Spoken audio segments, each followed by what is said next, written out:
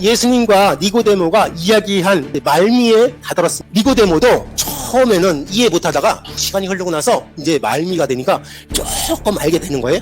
완전히 깨닫게 하기 위해서 예수님께서 오늘 말씀을 주셨거든요. 오늘 말씀을 읽어볼게요. 모세가 광야에서 뱀을 든 것 같이 인자도 들려야 하리니 이는 그를 믿는 자마다 영생을 얻게 하려 하심이라. 아멘. 예수님께서 구약의 민수기 이야기를 끄집어내서 나도 십자가에 들려야 한다라는 이야기를 한 거예요. 그럼 우리가 민수기에 대한 이야기를 알아야지 되지 않습니까? 이스라엘 사람들이 400년 동안 노예 생활을 하다가 하나님께서 이스라엘 사람들을 해방시키기 위해서 지도자 한 명을 뽑았는데 모세지요. 모세를 들어 써가지고 남자만 60만 명 되는 이스라엘 인구들, 그러니까 남자만 60만 명이니까 어린아이하고 여자들까지 다 합치면 한 6, 3, 18, 180명 정도 되는 것 같아요. 이 180만 명 정도 되는 거대한 인구를 이집트에서 탈출시키는 일을 했어요. 그래서 탈출했는데 앞에 홍해라는 큰 강이 막혀 있는 거예요. 그때 하나님께서 기적을 주셔서 지팡이를 높이 드니까 그 홍해가 갈라지는 큰 역사가 일어난 거예요. 그런 기적을 목격했고, 그래서 모압 지대의 광야에 딱 이르렀어요. 근데 문제가 하나 나타났는데 먹을 게 변변치 않았거든요. 그러자 이스라엘 사람들이 하나님을, 모세를 막 원망하기 시작했어요. 그럼 우리가 큰 기적을 주셨는데 조그만 불평거리로 원망하는 거 알아요? 우리가 그래, 우리가. 하나님께서 우리에게 큰 삶의 기적을 주셨고 큰 축복을 주셨는데 고작 조그만 거, 문제도 아닌 문제를 가지고 이거 봐라, 이것 봐라, 하나님이 나를 죽이려고 했다, 나를 광야에서 죽이려고 했다 라고 바라는 인생들이 우리의 우리. 민수기 21장 4절 말씀을 읽겠습니다. 백성이 호르산에서 출발하여 홍해 길을 따라 에돔 땅을 우회하려 하였다가 길로 말미암아 백성의 마음이 상하니라. 아멘. 그러니까 백성이 광야에서 이리 갈팡 저리 갈팡 하고 있는데 그 길로 말미암아, 왔다 갔다 하는 그 길로 말미암아 백성의 마음이 상했다라는 거예요. 삐쳤다라는 거예요. 하나님한테 삐쳤고 모세한테 삐친 거예요. 아니, 좀 전에 홍해가 갈라지는 큰 기적을 봤는데 길이 왔다 갔다 하는 걸 가지고 마음이 상하고 하나님께 대들고 하나님 안 본다 그러고 모세한테 막 손가락질하고 주먹질 됐대요. 잘 볼게요. 5절 말씀을 읽겠습니다. 백성이 하나님과 모세를 향하여 원망하되 어찌하여 우리를 애굽에서 인도해 내어 이 광야에서 죽게 하는가? 이곳에는 먹을 것도 없고 물도 없도다.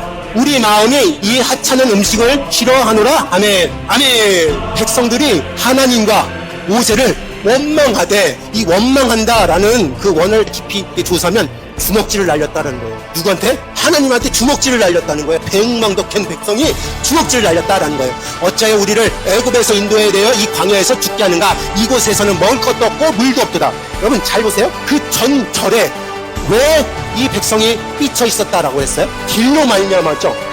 왔다 갔다 하는 그 길로 말미암아 우회하려고 하는 것 때문에 백성들이 화가 났어요. 길로 말미암아 삐쳤는데 나중에는 뭘로 발전했냐면 이곳에는 먹을 것도 없고 물도 없다. 그러니까 부정적인 마음은 발전하는 거예요.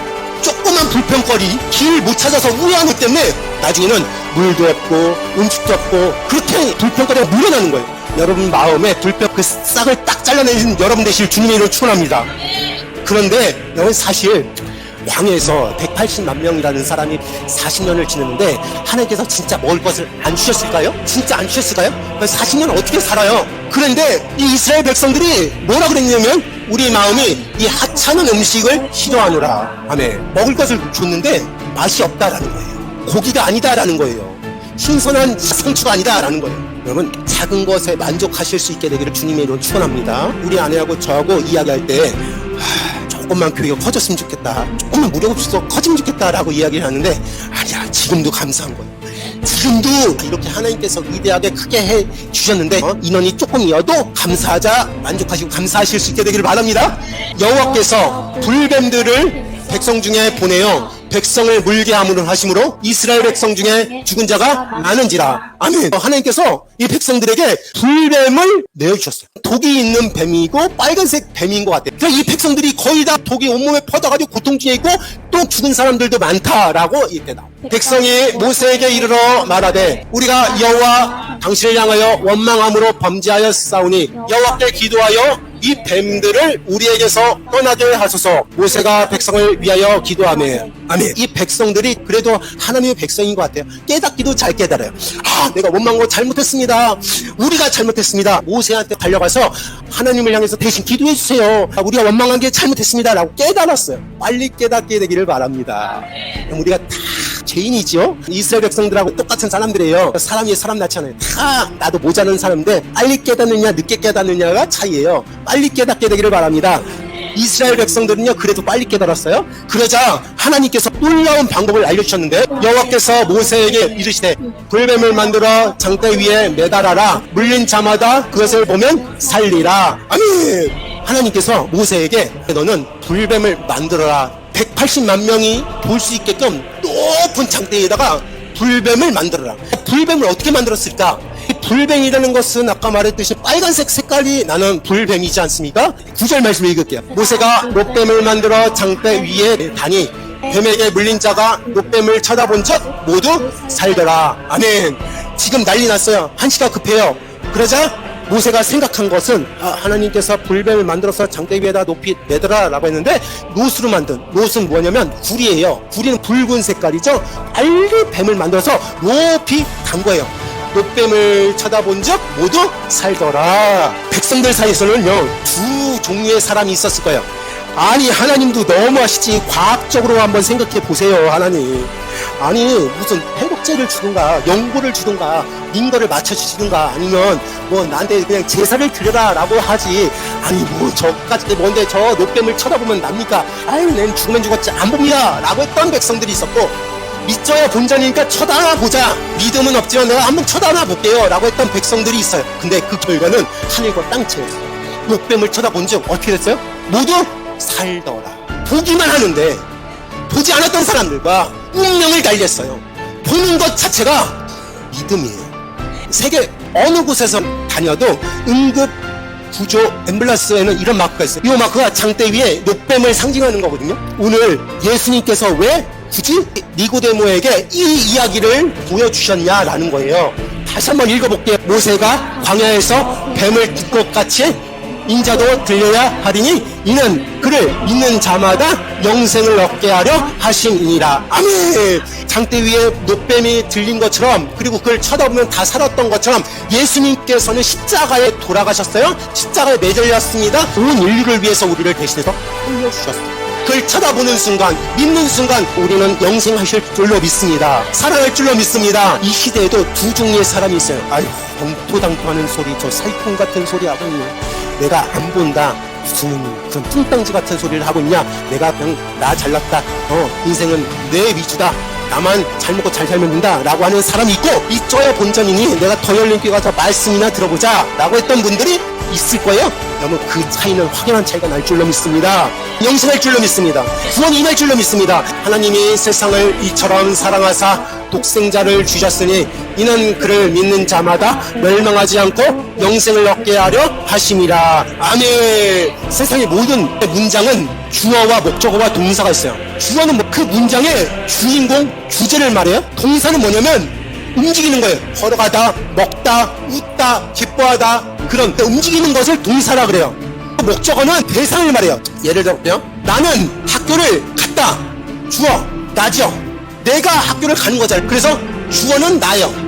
동사는 뭐예요? 갔다잖아요. 움직이잖아요. 가고 있잖아요. 척 가잖아요.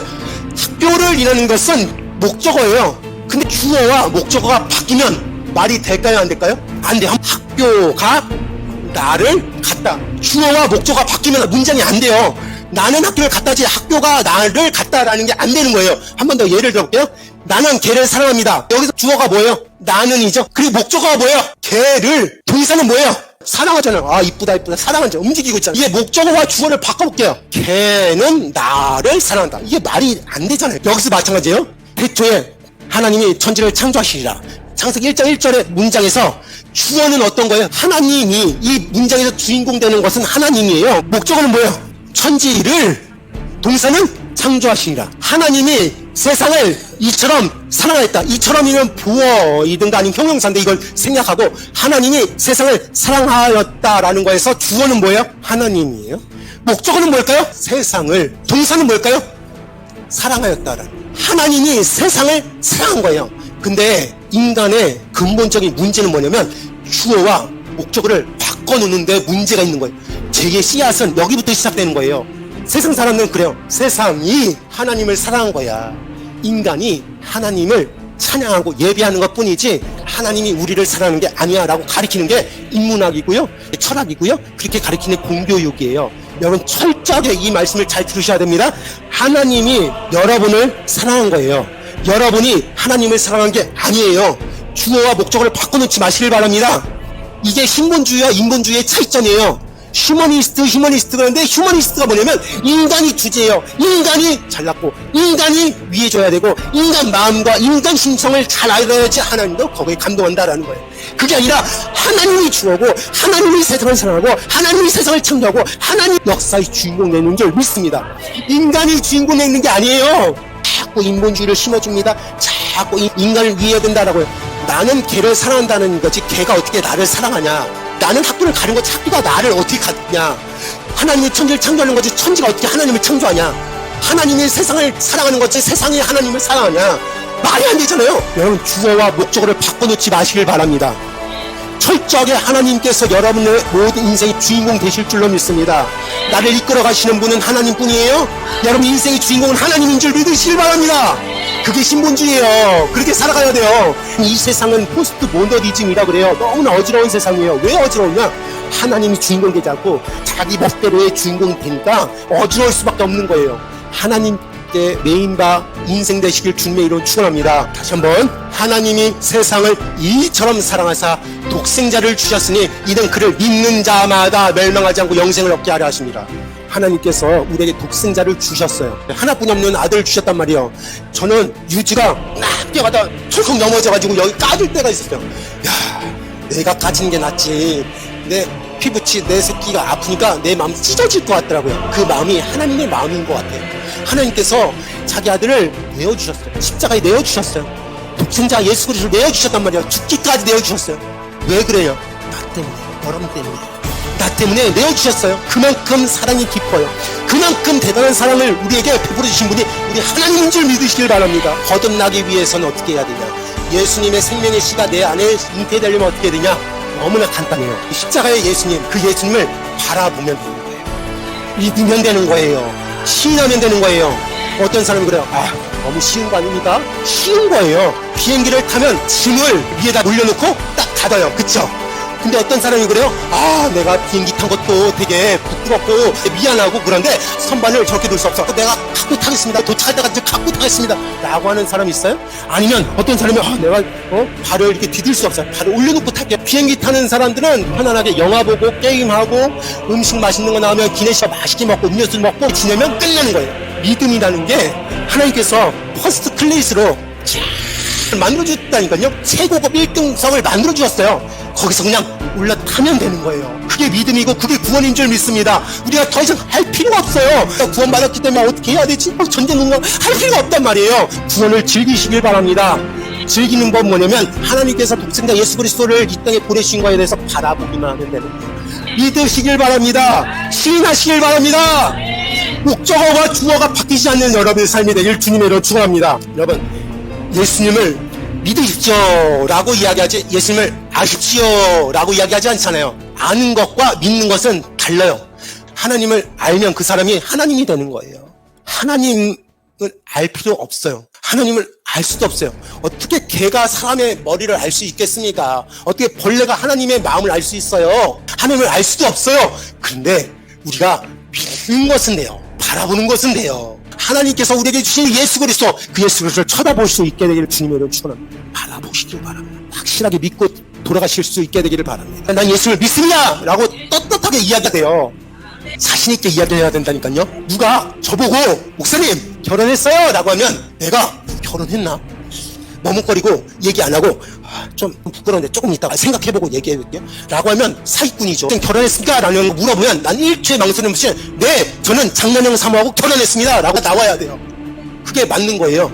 만약에 머뭇거리면 바람둥이죠. 바람을 피우려고 하는 산 아닙니까? 여러분에게 물어볼게요. 여러분 지금 구원 받았습니까? 라고 하면 머뭇거리거나 미안해하거나 아니면 좀 이따가 얘기할게 그러면 안 돼요. 바로 나와야 돼요. 나는 구원 받았습니다 라고 나와야 되는 거예요. 자, 제가 한번 물어볼게요. 여러분 지금 구원 받았습니까? 아, 약해요. 아멘. 그게 해야죠. 자, 다시 한번 물어봅니다. 여러분 지금 거듭났습니까? 아멘. 여러분 지금 죽으면 천국 갑니까? 여러분 하나님의 백성이 되었습니까?